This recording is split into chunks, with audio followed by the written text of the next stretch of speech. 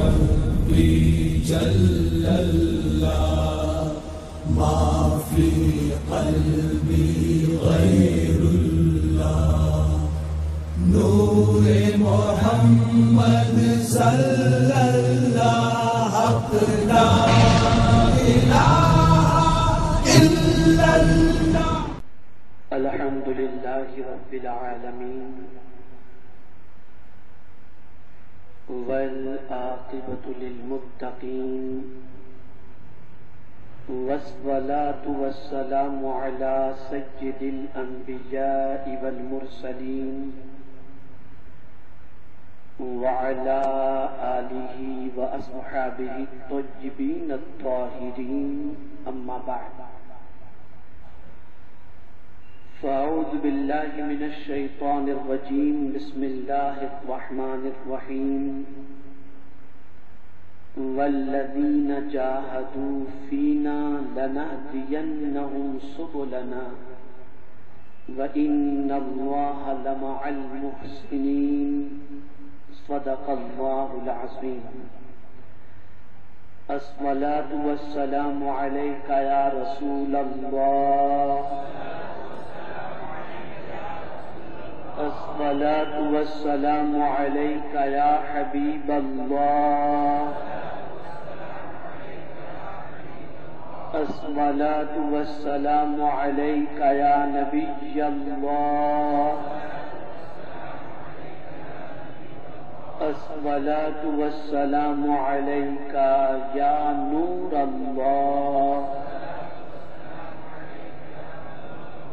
وعلى آلك وأصحابك يا حبيب الله صلى الله تعالى عليك وسلم.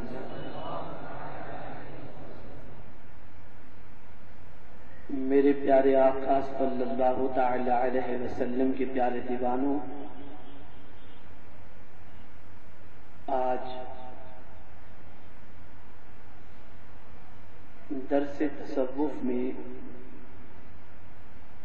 آپ کی اور ہماری حاضری کو اللہ رب العزت اپنے پیارے حبیب صلی اللہ علیہ وسلم کے صدقہ و طوفیل مقبول فرمائے، اور ہم سب کو جو کچھ یہاں پر سنایا جائے بتایا جائے اس پر عمل کی توفیق نصیب فرمائے. میں نے سورہ عنکبوت کی آخری آیت یعنی آیت نمبر 29 کی تلاوت کا شرف حاصل کیا،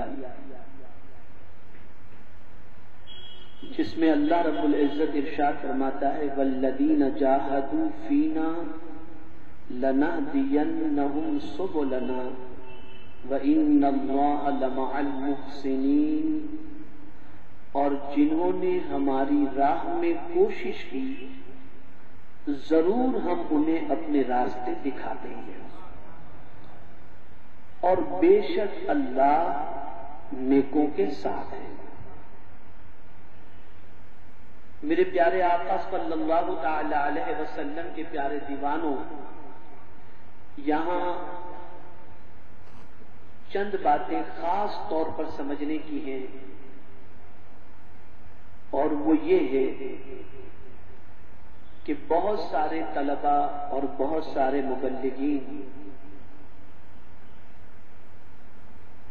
اکثر یہ گفتگو کرتے ہیں اور یہ شکایت کرتے ہیں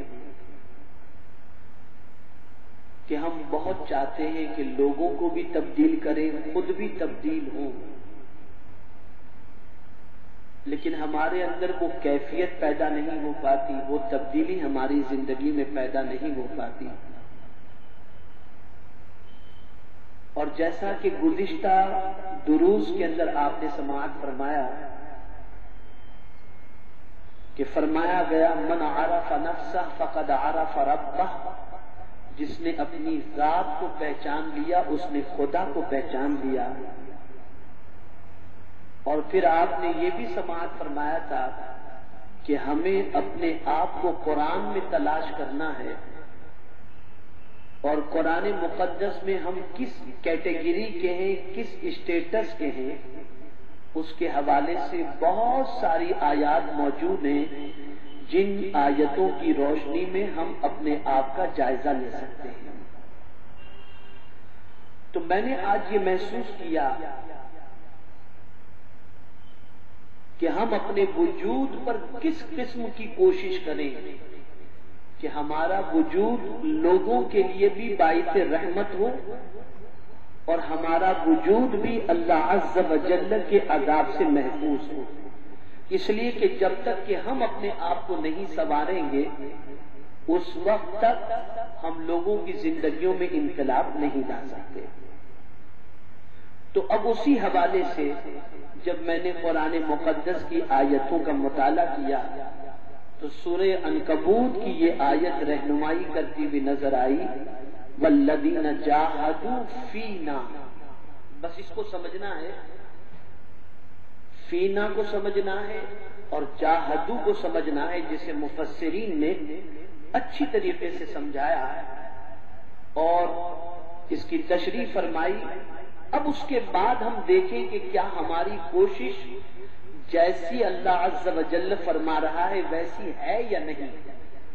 تو اب آئیے اس آیے کریمہ کی تفسیر کو ہم دیکھتے ہیں اور جاہدو کے معنی اور فینا کے معنی کو ہم سمجھنے کی کوشش کرتے ہیں، تاکہ جب اس کو ہم سمجھ لیں گے تو انشاءاللہ العظیم ہمیں اپنی کوشش کی نوعیت بھی سمجھ میں آ جائے گی اور اس کے بعد ہم اپنی اصلاح کی کوشش بھی کریں گے۔ میرے پیارے آقا صلی اللہ تعالی علیہ وسلم کے پیارے دیوانوں، منزل محبت کی راہ بڑی طویل اور کٹھن ہے۔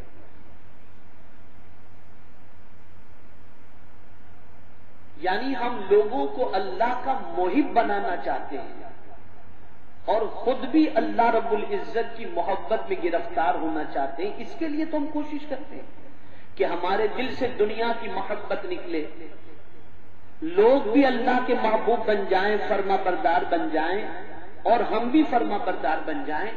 تو اب مفسرین فرماتے ہیں کہ منزل محبت کی راہ بڑی طویل اور کٹھن ہے، یعنی یہ آسان راستہ نہیں ہے۔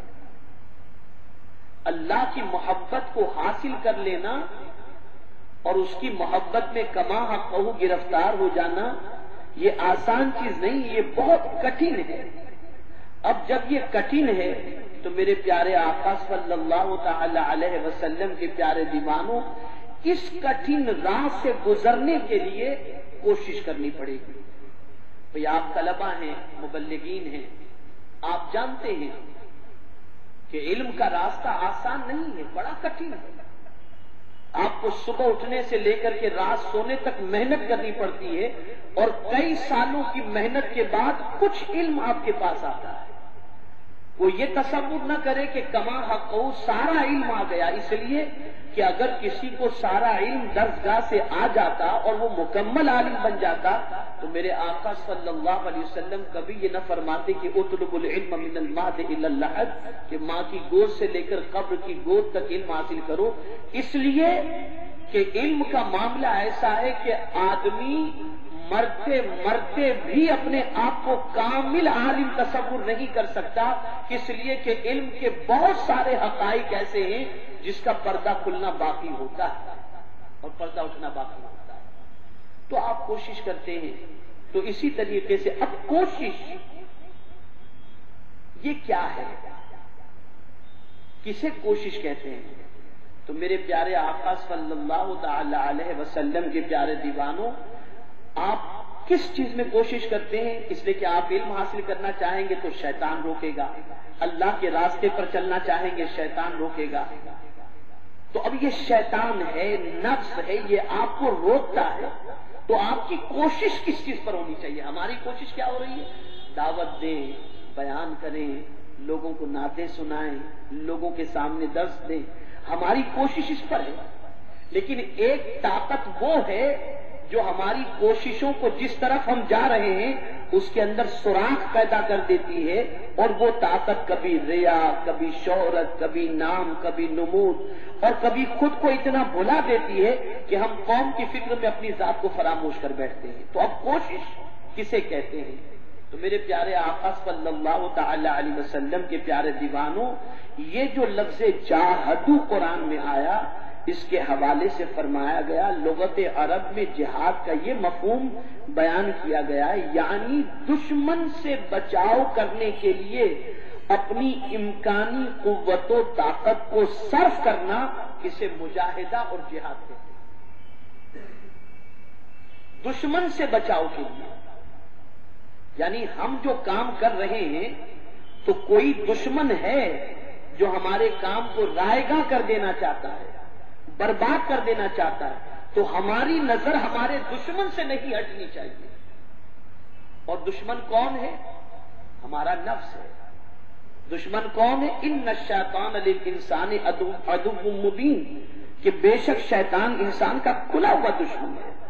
اور نفس، وما ابرئ نفسی ان النفس لامارۃ بالسوء، یہ دو ہمارے بہت سخت ترین دشمن ہیں۔ تو اب دشمن سے مدافعت، دشمن سے جنگ، اس کے لیے کوشش کرنی چاہیے۔ اور قربان جائیے میرے پیارے آقا صلی اللہ تعالی علیہ وسلم کے پیارے دیوانوں، اس کے حوالے سے فرمایا گیا، اس سے معلوم ہوا کہ ایسی کوشش جس میں بے دلی سے کام لیا گیا ہو اسے مجاہدہ نہیں کہا گیا۔ جن دشمنوں کے خلاف مجاہدے کے لیے جد و جہد کرنی چاہیے، یعنی اسلام کے ظاہری دشمن ہو یا ہمارا نفس ہو یا نفس کے وساوس ہو، اگر ہم نے ان سے صحیح طور پر جنگ کی کوشش کی اور ان کو ہم نے پیش نظر رکھا اور ان کے ہر وسوسے سے مدافعت کی ہم نے کوشش کی، تو در حقیقت یہی جاہدو ہے، یعنی کوشش ہے۔ اب میں ایک سوال آپ سے پوچھتا ہوں کہ آج ہماری سچویشن یہ ہے کہ ہم نیکی کر کے جنت حاصل کرنا چاہتے ہیں، لیکن اگر ہم نے قرآن اور حدیث کا مطالعہ کیا ہو تو یہ بات واضح طور پر سامنے آ جاتی ہے کہ نیکیوں سے تو جنت ملتی ہے، لیکن گناہوں سے بچنے پر اللہ تو جنت عطا فرماتا ہے۔ وَلِمَنْ خَافَ مَقَامَ رَبِّهِ جَنَّتَانِ إِن تَجْتَنِبُوا كَبَائِرَ مَا تُنْهَوْنَ عَنْهُ نُكَفِّرْ عَنْكُمْ سَيِّئَاتِكُمْ وَنُدْخِلْكُمْ مُدْخَلًا كَرِيمًا۔ تو گناہوں سے بچنے پر بھی اللہ نے جنت کا وعدہ فرمایا ہے۔ تو آج ہمیں احتساب کرنا ہے کہ ہم اپنے نفس کو گناہوں سے کتنا روک رہے ہیں۔ ہم تلاوت بھی کرتے ہوں، نمازیں بھی پڑھتے ہوں، تسبیح بھی کرتے ہوں، اللہ کے ذکر و اذکار میں مصروف بھی رہتے ہوں، لیکن ان ساری چیزوں کا ہماری زندگی پر اثر کیا ہے؟ کیا ہم گناہوں سے بھی بچتے؟ اس لیے کہ نماز کو گناہوں سے بچانے کے لیے، ان الصلاۃ تنہی عن الفحشاء والمنکر، روزہ متقی بنانے کے لیے، کتب علیکم الصیام کما کتب علی الذین من قبلکم لعلکم تتقون۔ تو کیا اس کا رزلٹ ہمیں مل رہا ہے؟ اگر ہماری عبادتوں کے بعد ہماری زندگی میں تبدیلی نہیں پیدا ہو رہی تو جیسی کوشش قرآن کہتا ہے ویسی کوشش ہم نہیں کر رہے۔ اب یہاں قرآن مقدس کا ایک اور لفظ جو ہے ہماری رہنمائی کرتا ہے اور وہ ہے فینا۔ کوشش تو آپ سمجھ گئے، اب کہاں کوشش کرنی ہے؟ تو میرے پیارے آقا صلی اللہ علیہ وسلم کے پیارے دیوانوں، فینا کا لفظ بڑا غور طلب ہے۔ اس سے یہ بتانا مقصود ہے کہ اس جہاد اور سرتوڑ کوشش کے پیش نظر کوئی دنیاوی مقصد نہ ہو، یعنی ہم جو کچھ بھی کوشش کر رہے ہیں دین کی سربلندی کے لیے، ہم جو کچھ بھی کوشش کر رہے ہیں فروغ دین کے لیے، عبادت و ریاضت کے لیے، تو اس میں ہماری کوئی دنیاوی غرض و غایت نہ ہو، کوئی دنیاوی منفعت پیش نظر نہ ہو۔ میرے پیارے آقا صلی اللہ تعالی علیہ وسلم کے پیارے دیوانوں فرماتے ہیں بلکہ اس ساری جد و جہد کا مدعا اللہ کی رضا ہو. یہ ہے فینا. اب اس کا نتیجہ جب میں آپ کو بتاؤں گا نا، جب اس قسم کی کوشش کوئی کرتا ہے کہ اللہ کی رضا کے لیے کوئی کوشش کر رہا ہے، اللہ کی خوشنودی کے لیے کوئی محنت و مشقت میں لگا ہے، تو پھر اس کا صلہ اللہ کیا عطا فرماتا ہے. جو اللہ کی رضا کے لیے لگا ہوا ہے کہ مولا میں صرف اس لیے کوشش کر رہا ہوں کہ تیرا یہ بندہ تجھ سے دور ہے، تجھ سے قریب ہو جائے. میں اس لیے محنت کر رہا ہوں کہ میری آخرت کی نجات کا سامان بن جائے. یہ نہیں کہ بہت سرمایہ دار ہے تو مجھے کچھ دولت دے دے، میرا کچھ نام ہو جائے. نہیں، کوئی مقصد نہیں، صرف مقصد اللہ عز و جل کی رضا اور اس کی خوشنودی پیش نظر ہو. تو اب قرآن جو کہتا ہے، واللہ میں کہتا ہوں کہ اگر یہ نیت ہماری درست ہو جائے تو قرآن کا وعدہ حق ہے. اللہ رب العزت اس کے جواب میں ارشاد فرماتا ہے کہ ان الفاظ کا خلاصہ یہ ہوا کہ وہ لوگ جو ہماری رضا کے حصول کے لیے دین حق کی سربلندی کے لیے ظاہری اور باطنی دشمنوں سے برسر پیکار رہتے ہیں، تو ان پر یہ مہربانی کی جاتی ہے جس کا ذکر قرآن میں فرمایا گیا، لَنَهْدِيَنَّهُمْ سُبُلَنَا. لَنَهْدِيَنَّهُمْ سُبُلَنَا یعنی ہدایت کا معنی الدلالۃ الی ما یوصل الی المطلوب، ایسی چیز تک رسائی جو مطلوب تک پہنچا دے. یعنی اگر کوئی شخص اللہ کی رضا کے لیے اور خوشنودی کے لیے اور دین کی سربلندی کے لیے کوشش کرتا ہے تو کوشش کرنا اس کا کام منزل مقصود تک میرا مولا خود پہنچا. لام تاکید کے لیے، نَهْدِيَنَّهُمْ میں نون بھی تاکید کے لیے. طلبہ جانتے ہیں نَهْدِيَنَّ، اور اس میں پھر لام لَنَهْدِيَنَّهُمْ سُبُلَنَا، یہ سب تاکید کے لیے، تاکید در تاکید. اور یہ تاکید اس لیے کی گئی اور تاکید کے ساتھ اس صیغے کا استعمال اس لیے ہوا تاکہ اس راہ میں کوشش کرنے والوں کو بتا دیا جائے تم اپنی نیت درست کر لو، منزل تک پہنچانا ہمارا تھا.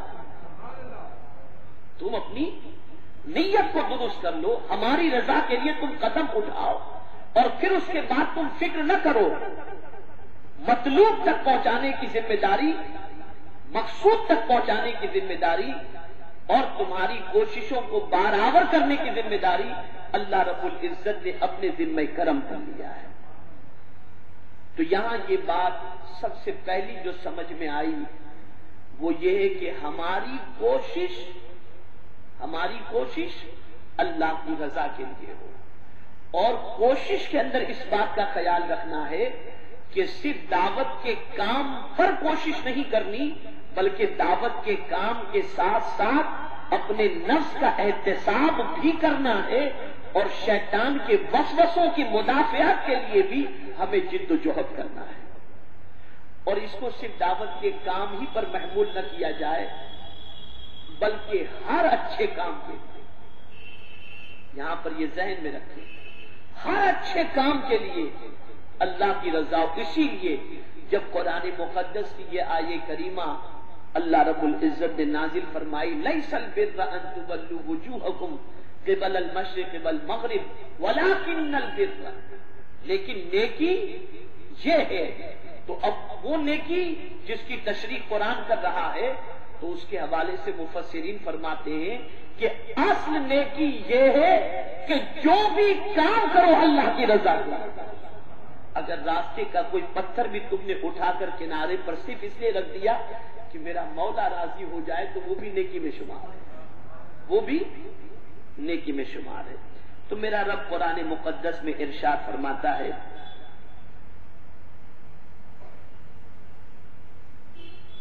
کہ لَنَهْدِيَنَّهُمْ سُبُلَنَا، اور آپ نے ہدایت کے معنی سماعت فرمائے کہ الدلالۃ الی ما یوصل الی المطلوب، ایسی چیز تک رسائی جو مطلوب تک پہنچا دے. اب ہماری رسائی اور ہمارا مطلوب اگر مال ہے تو مال تک پہنچنے کی بات ہوگی، اور مطلوب اگر اللہ عز و جل ہے تو اللہ عز و جل اس تک پہنچنے کا ہمیں راستہ عطا فرما دے گا. تو میرے پیارے آقا صلی اللہ تعالی علیہ وسلم کے پیارے دیوانوں، اب سبیل کسے کہتے ہیں؟ ہدایت کا معنی تو آپ سمجھ گئے. اب سبیل کسے کہتے ہیں؟ الطریق الذی فیہ سہولۃ، یعنی وہ راستہ جو منزل تک بآسانی پہنچا دے اسے سبیل کہتے ہیں. وہ راستہ جو منزل تک کیسے پہنچا دے؟ بآسانی. اب آپ اندازہ لگائیے، یہ بآسانی کی بات ہے. یہ آسانی کب پیدا ہوگی اور کون پہنچائے گا؟ اللہ فرماتا ہے ہم پہنچا دیں گے. اور جب وہ کسی کو پہنچانا چاہے تو اس کے لیے کون سی چیز مشکل ہے؟ وہ ساری تکلیفوں کو آسان کر دیتا ہے. شرط یہ ہے کہ ہماری کوشش اللہ کی رضا ہے، ہماری کوشش اللہ عز و جل کی رضا کے لیے ہو. مطلب یہ ہوا کہ جو اولو العزم کلمہ حق بلند کرنے کے لیے خلوص نیت کے ساتھ سر دھڑ کی بازی لگا دیتے ہیں، ہم انہیں ان راستوں تک پہنچا دیتے ہیں جن پر چل کر وہ بآسانی منزل مقصود تک پہنچ جائیں گے.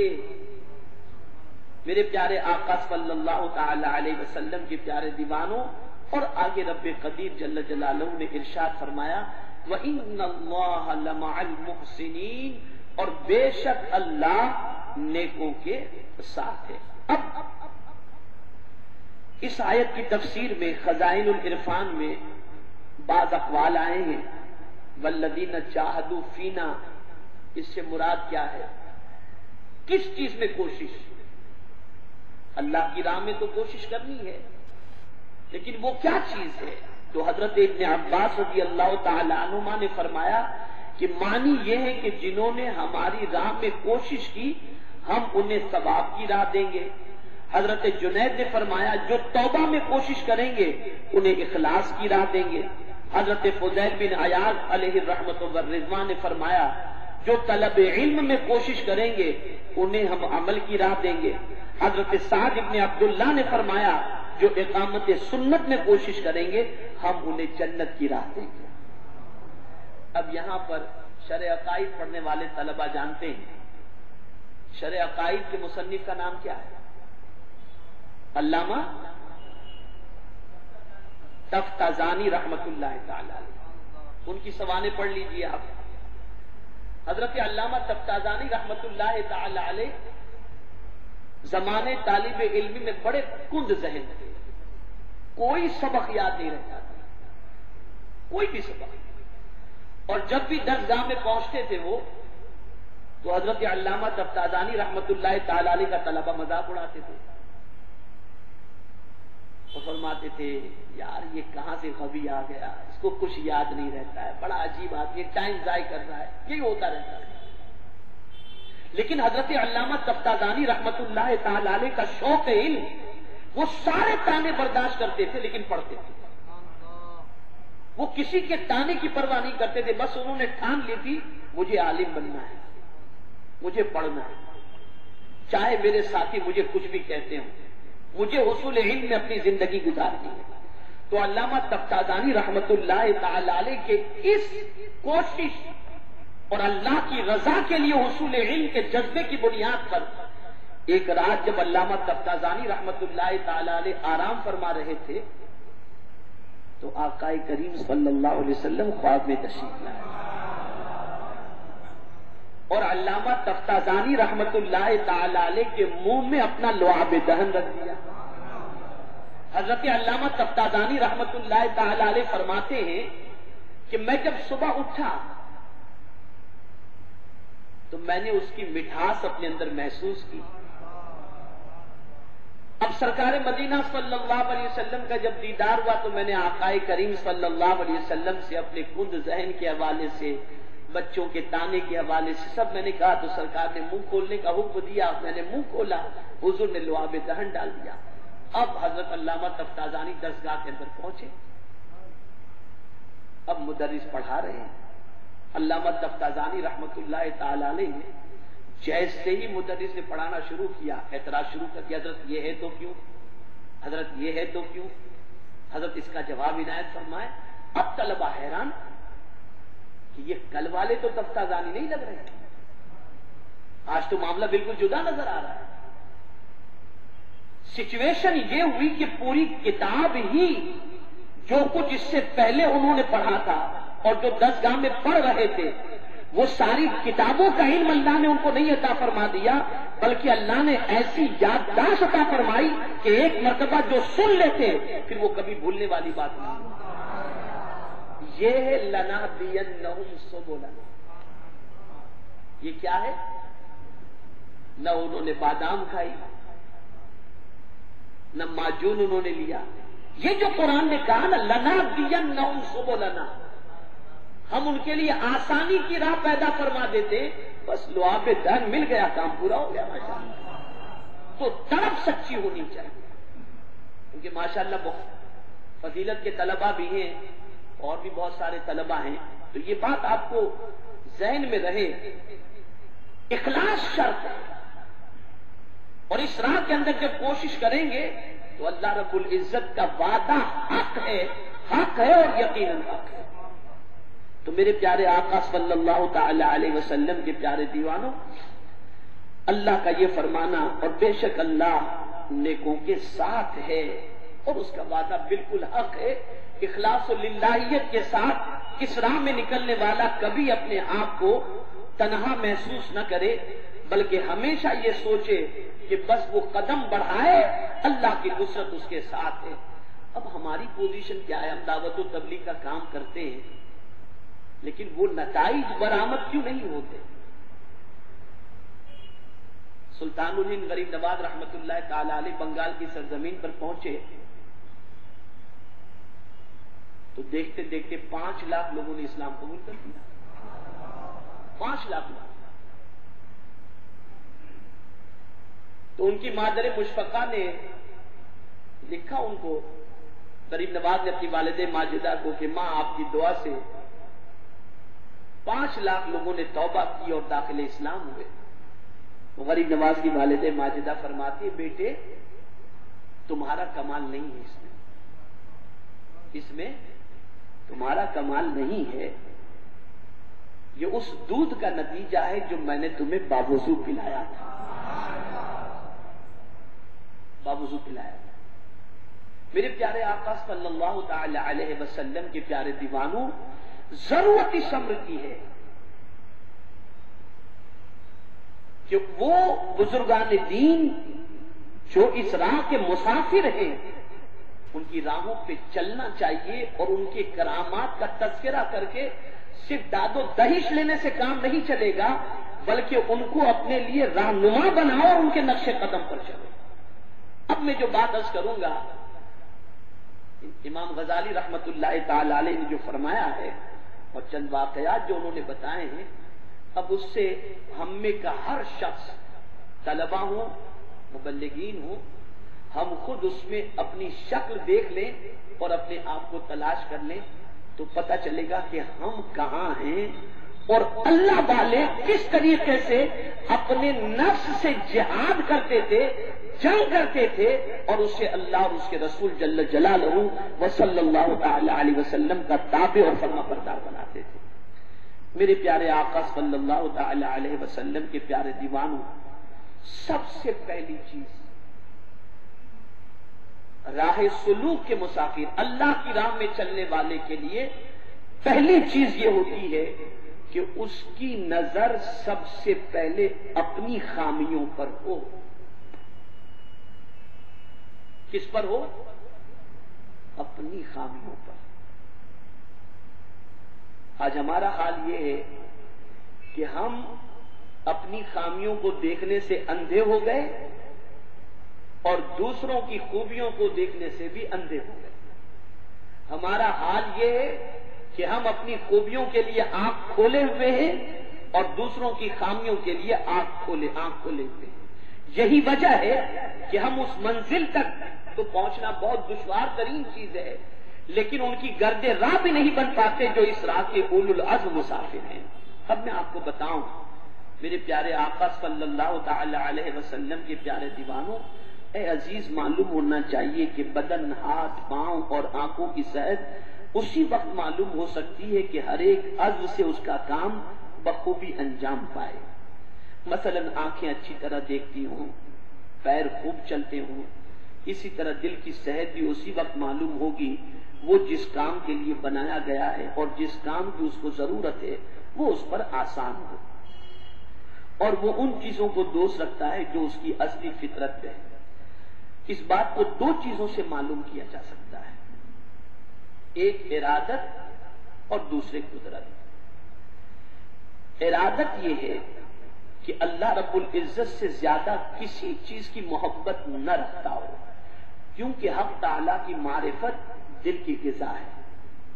آپ کا دل بیمار نہیں ہے، اس کو پہچاننے کا طریقہ بتا دیں کہ دل بیمار نہیں ہے، اس کو پہچاننے کا طریقہ یہ ہے کہ یہ دل اللہ کی محبت کے لیے دھڑکتا ہو، اس کے رسول صلی اللہ علیہ وسلم کی محبت کے لیے دھڑکتا ہو۔ جس طرح کھانا جسم کی غذا ہے، جب بھوک نہ رہے یا بدن کمزور ہو تو وہ انسان بیمار ہے، اسی طرح جب دل میں خداوند تعالیٰ کی معرفت اور محبت نہ رہے یا بہت کم ہو جائے تو سمجھ لینا چاہیے کہ وہ بیمار ہو گیا ہے۔ اسی لیے اللہ رب العزت نے ارشاد فرمایا ان کان آباؤکم وابناؤکم واخوانکم وازواجکم الی آخرہ۔ میرے پیارے آقا صلی اللہ تعالی علیہ وسلم کے پیارے دیوانوں، اب میں آپ کو بتاؤں کہ سیدنا فاروق اعظم رضی اللہ المولا تبارک و تعالی عنہ اور جلیل القدر صحابہ ہمیشہ اپنی فکر میں گرفتار رہتے اور اپنے اندر خامیوں کو تلاش کرنے کی کوشش کرتے۔ مثال کے طور پر حضرت حذیفہ ابن یمان رضی اللہ تعالی عنہ وہ جلیل القدر صحابی ہیں کہ سرکار مدینہ صلی اللہ تعالی علیہ وسلم نے مدینے میں موجود منافقین کی لسٹ ان کو دے دی تھی، اور ان کے علاوہ کوئی نہیں جانتا تھا کہ مدینے میں کون منافق ہے، واحد وہ جانتے تھے، سرکار نے ان کو بتایا تھا۔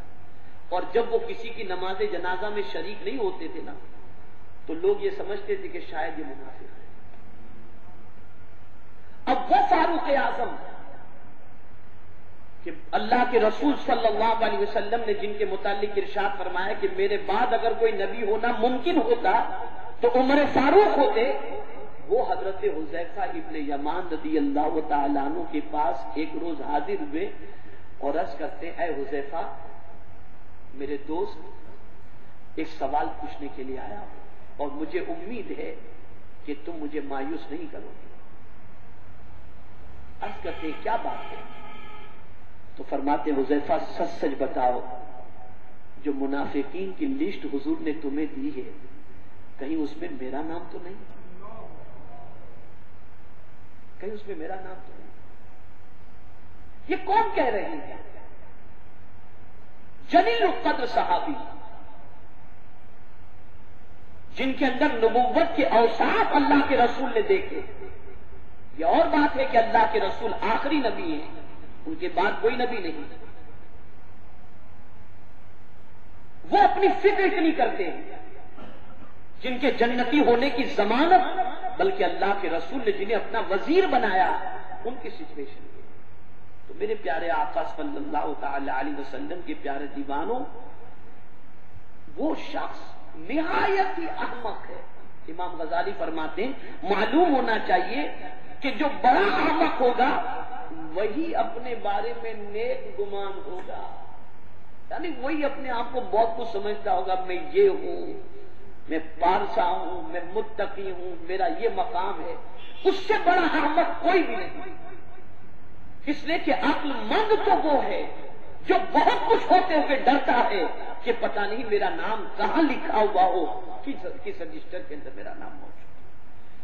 میرے پیارے آقا صلی اللہ تعالی علیہ وسلم کے پیارے دیوانوں، لازم ہے کہ ہر شخص اپنا عیب تلاش کرے، کیونکہ جب تک مرض نہ معلوم ہوگا وہ علاج نہ کر سکے گا، اور تمام علاج نفس کی مخالفت میں ہے۔ چنانچہ اللہ عز و جل ارشاد فرماتا ہے قرآن مقدس میں وَنَهَى النَّفْسَ عَنِ الْهَوَىٰ فَإِنَّ الْجَنَّةَ هِيَ الْمَأْوَىٰ، اور جس نے باز رکھا نفس کو خواہش سے، بس بالیقین جنت اس کی آرام گاہ ہے۔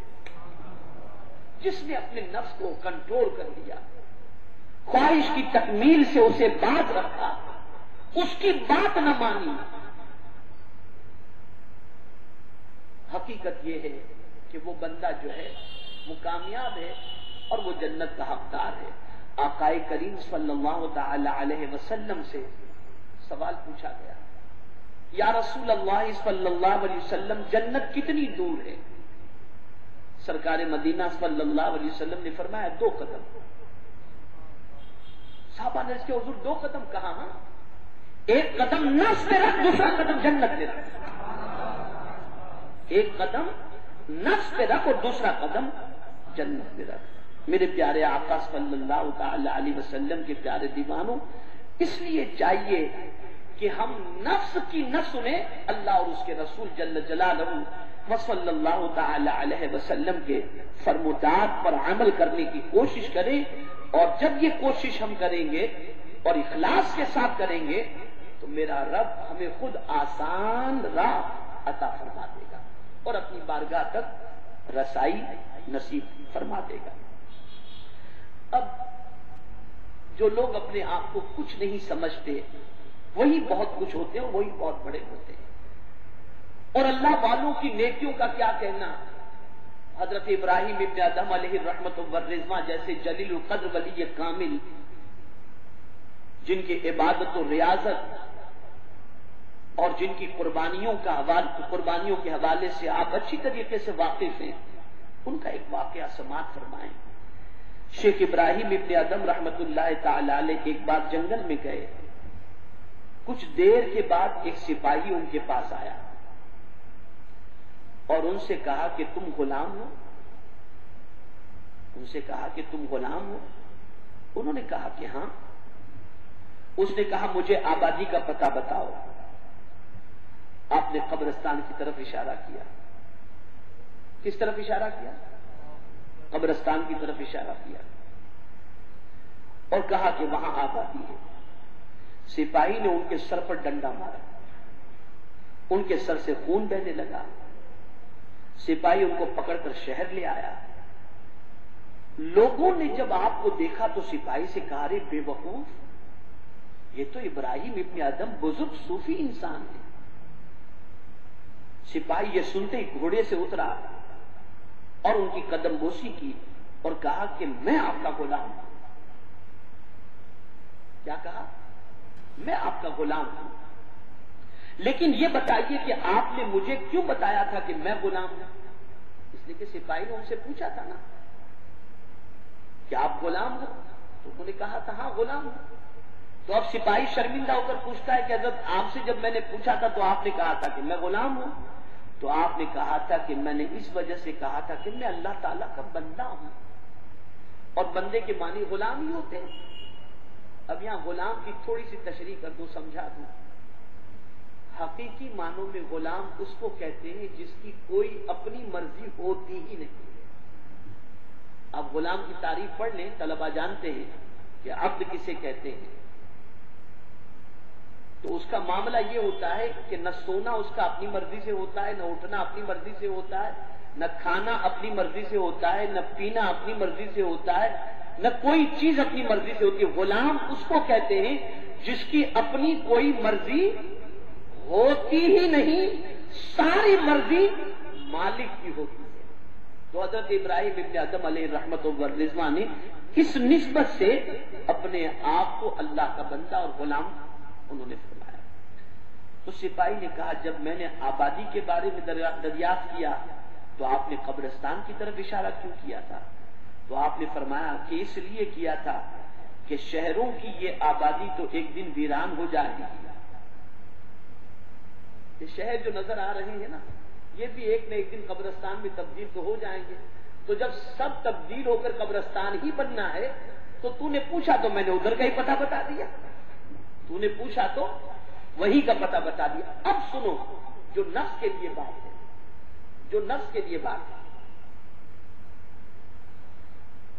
سپاہی نے کہا اچھا یہ بتائیے کہ جب میں نے ڈنڈے سے آپ کا سر پھوڑ دیا تھا تو آپ نے مجھے دعا کیوں دی؟ جب میں نے آپ کا سر ڈنڈے سے پھوڑ دیا تھا تو آپ نے مجھے دعا کیوں دی تھی؟ اللہ اکبر. تو حضرت ابراہیم ابن ادم رحمت اللہ تعالی علیہ نے فرمایا کہ مجھے معلوم تھا کہ دعا دینے میں 2 ثواب ہیں. میں نے یہ بات پسند نہیں کی کہ تم سے مجھے نیکی اور ثواب حاصل ہو اور اس کے عوض میں مجھ سے تم کو ابدی بد دعا حاصل.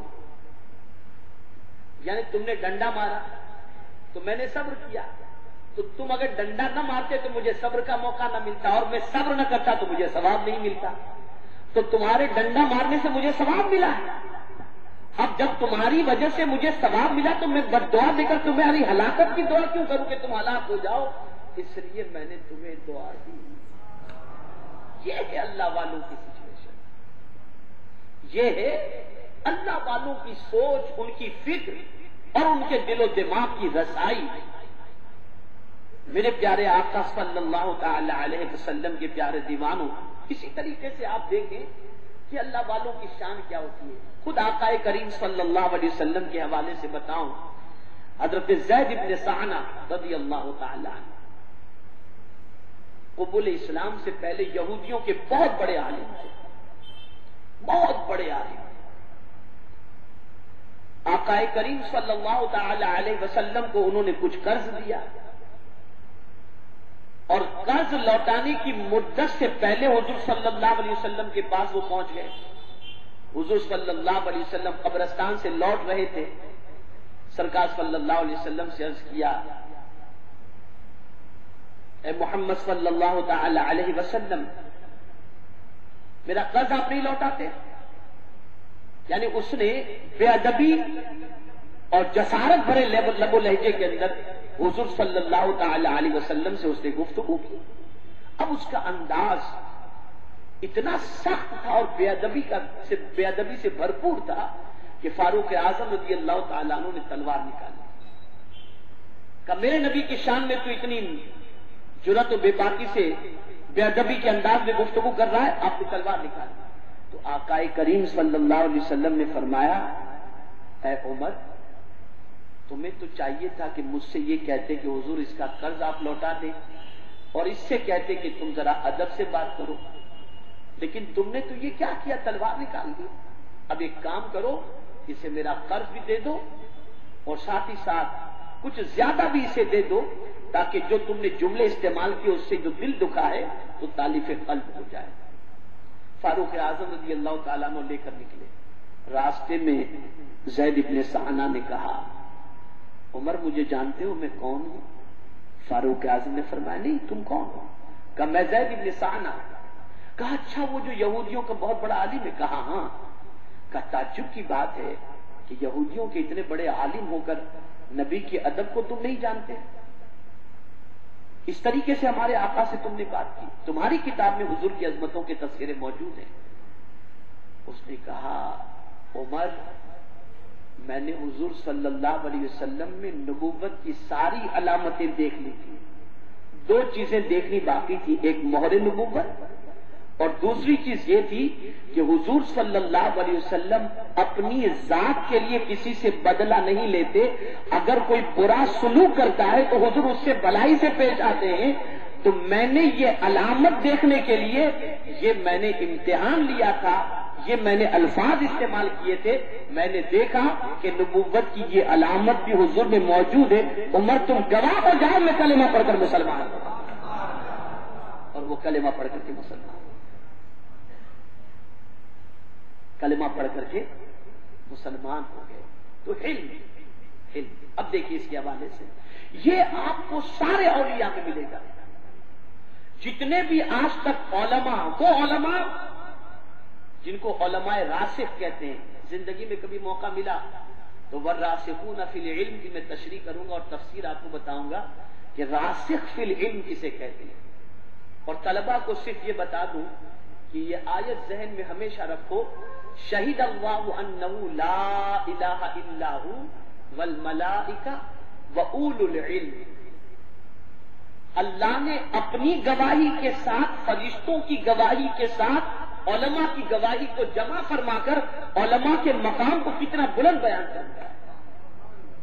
اور جو سب سے بڑا عالم ہوتا ہے، جتنا بڑا عالم ہوگا اس کے اندر علم اتنا ہی زیادہ ہوگا.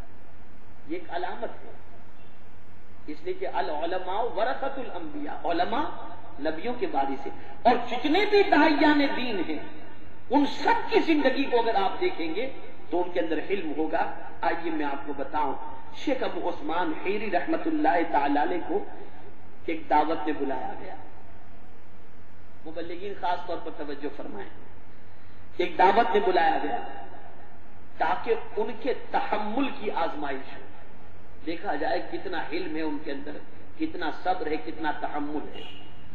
چنانچہ جب وہ صاحب خانہ کے یہاں پہنچے تو صاحب خانہ نے اندر نہیں جانے دیا اور کہا کہ کھانا ختم ہو چکا ہے. کیا کہا اس نے؟ کھانا ختم ہو چکا ہے. یہ سن کر حضرت تشریف لے آئے. آپ نے ابھی کچھ راستہ طے کیا تھا کہ صاحب خانہ آپ کے پیچھے پیچھے پہنچا اور آپ کو واپس لے آیا اور کہا کہ چلیے چلیے گھر پر. حضرت پھر چلے پیچھے، دروازے کے پاس پہنچے، نہیں بولے حضرت آپ تشریف لے جائیں، جائیے چھوڑ دیجیے. پھر لوٹا دیا اس نے. دروازے کے پاس بلا کر کے پھر لوٹا دیا. کسی طرح کئی بار آپ کو بلایا اور واپس کر دیا. آخر کار صاحب خانہ نے کہا کہ واقعی آپ ایک عظیم جوان مرد ہیں. آپ نے اس شخص سے کہا کہ یہ جو کچھ تم نے دیکھا یہ تو کتے کی عادت ہے. یعنی اتنے اونچے مقام پر اتنے صبر و تحمل کے مظاہرے کے بعد بھی اپنے آپ کو بڑا نہیں سمجھتے. جب اس نے کہا کہ حضرت واقعی آپ کو جوان مرد ہیں، آپ کے صبر کی داد دینی چاہیے، تو فرماتے یہ تو کتے کی عادت ہے، جب اس کو بلاتے ہیں وہ بلانے پر آ جاتا ہے، جب اس کو دھتکارتے ہیں تو واپس چلا جاتا ہے. یعنی اللہ والے اتنا صبر کر کے بھی اگر کوئی ان کی تعریف کر دیتا کہ آپ بہت بڑے ہیں تو وہ اپنے آپ کو بڑا سمجھتے ہی نہیں تھے، بڑا سمجھتے ہی نہیں تھے، اپنے آپ کو حقیر ہی سمجھتے تھے. یہ اس وقت ممکن ہے جب ہم اپنے نفس سے جنگ کریں اور ہمارا سارا کام دعوت و تبلیغ کا یہ صرف اللہ کی رضا کے لیے ہو، تو پھر ہم اللہ کی راہ کے اندر ہر تکلیف کو اور ہر اس قسم کی چیزوں کو برداشت کر سکتے ہیں. میرے پیارے آقا صلی اللہ علیہ وسلم کے پیارے دیوانوں، اسی طرح آپ دیکھیں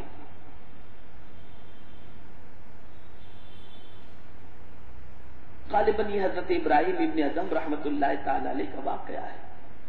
ایک بار آپ کے سر پر ایک چھت سے بہت سی خاک کسی نے ڈالی. چھت تھی، آپ گزرے، آپ کی چھت پر کسی نے خاک ڈال دی. آپ نے اپنے کپڑوں سے اس خاک کو جھاڑ دیا اور اللہ تعالیٰ کا شکر ادا کیا. سوچو، کسی نے خاک پھینک دی تو آپ نے خاک کو جھاڑ دیا اور کیا کیا؟ اللہ کا شکر ادا کیا. ہم کر سکتے ہیں؟ کون ہے معلوم نہیں، یہ ہوتا ہے. لیکن اللہ والوں کی شان دیکھو. لوگوں نے کہا حضور آپ شکر کس بات کا ادا کر رہے ہیں؟ اب جواب دیکھیے. جب کہا گیا آپ شکر کس بات پر ادا کر رہے ہیں، آپ نے فرمایا کہ جو آگ میں ڈالے جانے کا مستحق ہو، اگر اس کے سر پر خاک ڈالے جانے پر ہی اکتفا کیا جائے تو کیا یہ شکر کا مقام ہے؟ کیا یہ شکر کا مقام ہے؟ یعنی اتنی نیکیاں کرنے کے باوجود، تہجد گزار ہونے کے باوجود، کثرت نوافل کے باوجود، قربت الہی کی لذت سے مالا مال ہونے کے باوجود بھی اپنے آپ کے حوالے سے یہ فکر تھی کہ اگر کسی نے خاک ڈال دی تو کیا ہوا، ہم تو اتنے گنہگار ہیں کہ اگر آگ میں بھی ڈالا جاتا تو کم تھا. یہ فکر تھی. میرے پیارے آقا صلی اللہ تعالی علیہ وسلم کے پیارے دیوان. اور آگے سماعت فرمائیں. شیخ عبداللہ خیاط ایک بڑے بزرگ شخص تھے، ایک آتش پرست، آگ کو پوجنے والا. ان سے کپڑے سلواتا اور ہر بار اجرت میں کھوٹا درہم ان کو دے جاتا. سلائی کے اندر سلائی کے جو پیسے دینے ہوتے تھے نا، تو پیسے میں وہ اصلی سکہ نہیں دیتا تھا، کھوٹے درہم دے جاتا، وہ اس کو لے لیتے. ایک بار یہ کہیں گئے ہوئے تھے، شاگرد نے آتش پرست سے کھوٹا درہم نہ لیا. حضرت کہیں تشریف لے گئے تھے تو بھئی آتش پرست آیا اور اس نے کھوٹا درہم دیا. شاگرد نے دیکھا نہیں دیا اس نے. جب حضرت عبداللہ قیاد واپس تشریف لائے اور ان کو یہ معلوم ہوا تو آپ نے شاگرد سے کہا تو نے کھوٹا درہم کیوں نہیں دیا؟ تو چپ رہا, جواب نہیں دیا,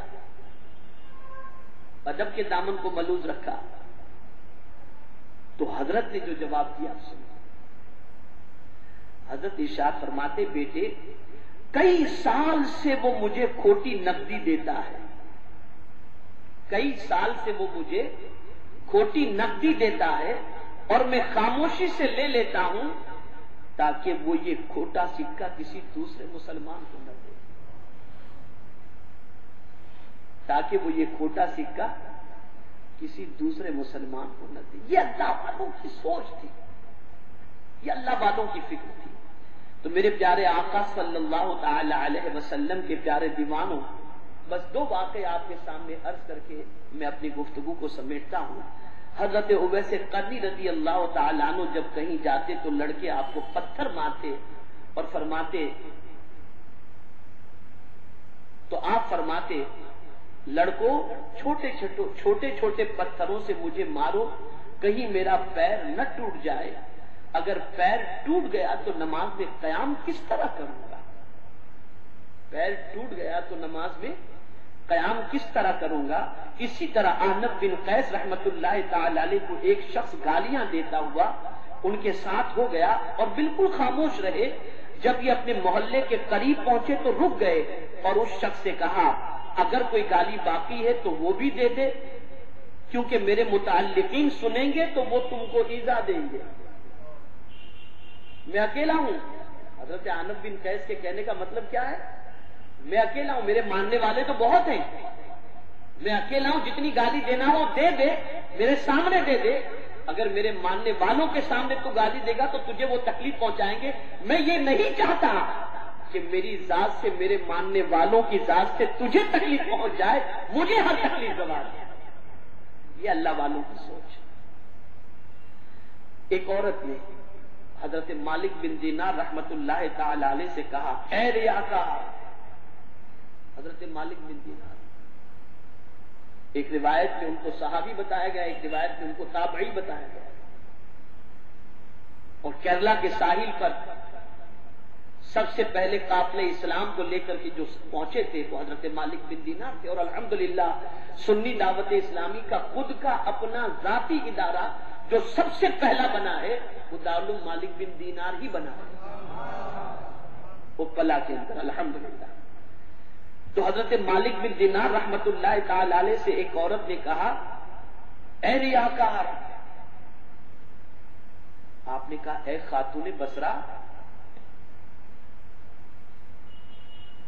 بصرہ کے لوگ میرا نام بھول گئے تھے, بصرہ کے لوگ میرا نام بھول گئے تھے, تو نے اس نام کو کیسے تلاش کر دیا؟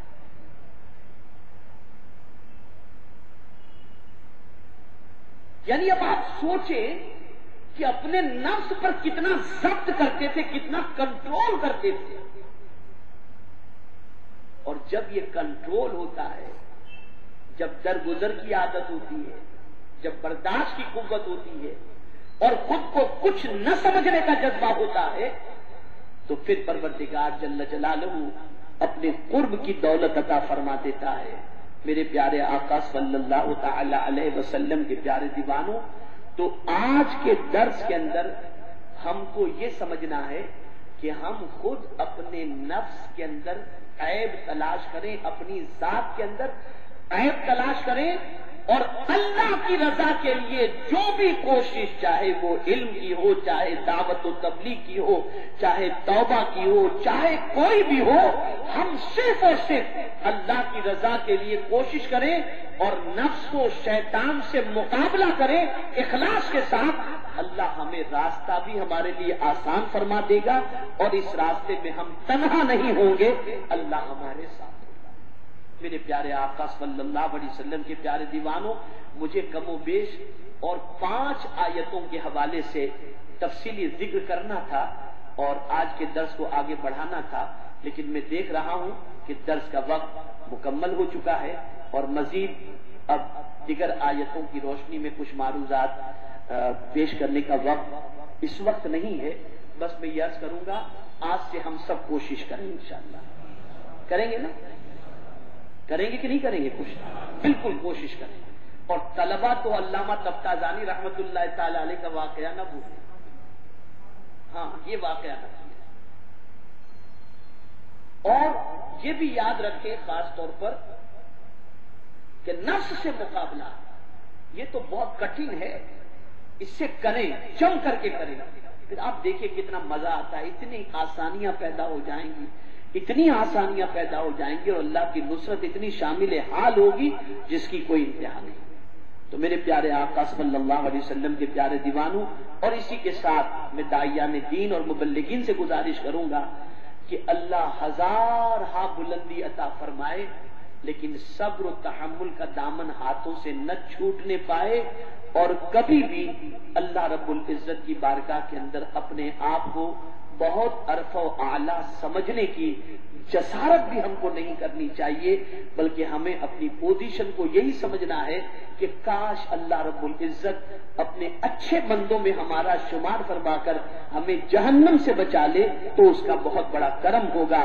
یہی وجہ ہے کہ اعلیٰ حضرت عظیم البرکت امام عشق و محبت یہ دعا تعلیم فرماتے جو شخص یہ دعا کرتا ہے اللہم اجرنا من النار، تو اعلیٰ حضرت فرماتے ہیں کہ جہنم خود کہتا ہے اے اللہ مجھے اس سے پناہ، میں اس سے پروردگار اس بندے کو مجھ سے بچا لے، اس بندے کو مجھ سے بچا لے۔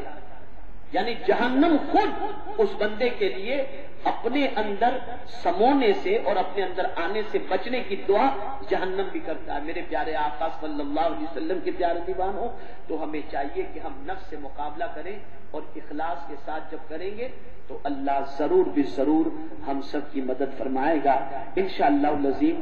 دوسرے درس کے اندر انشاءاللہ مزید کچھ باتیں عرض کی جائیں گی۔ اللہ مجھے آپ کو سب کو پر اپنے پیارے حبیب صلی اللہ علیہ وسلم کی تعلیمات پر عمل کی توفیق نصیب فرمائے، اور ہم سب کو قرآن و حدیث پر عمل کرتے ہوئے اپنے نفس کے تزکیے کی توفیق نصیب فرمائے، اچھوں کے راستے پر چلنے کی توفیق نصیب فرمائے، اچھوں کے نقش قدم پر چلنے کی توفیق نصیب فرمائے، اور ہم سب کا خاتمہ ایمان پر فرمائے۔ وما علینا الا البلاغ المبین۔